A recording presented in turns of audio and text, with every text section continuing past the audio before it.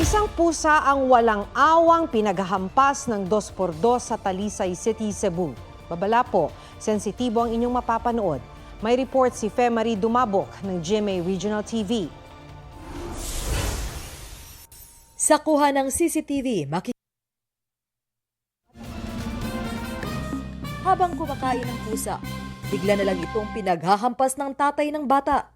Inutusan lang pala ng tatay ang kanyang anak na mag-abot ng pagkain sa pusa. Bago niya ito hatawin ng 2x2. Namatay ang pusa. Galit na galit ang may-ari ng pusa nang makita ang nakuna ng CCTV. Pagtanaw na ako sa akong live CCTV, ako gid aktual nakakita. Huwag ay masumbong ako mga tao. Para sa kuwas, maglagot gid ko. Napulot lang daw nila sa daan ang pusa at 4 na taon na raw na nasa kanila. No, kasi itong suspect na to ay may personal grudge accordingly dito sa ating may-ari po ng alagang hayop po. And at the same time, tinitignan din po natin yung isang anggulo na kasi itong suspect na to ay dating tanod. So, meron siyang ugali na mainitin daw ang ulo. Ayon pa sa may-ari ng pusa, sinisisi ng suspect ang kanyang pusa sa pagkamatay ng alaga nitong pusa.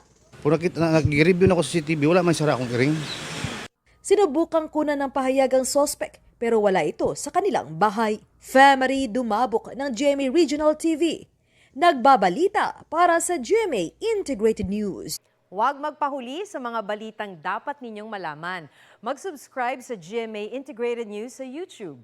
Sa mga kapuso abroad, subaybayan nyo kami sa GMA Pinoy TV at sa www.gmanews.tv.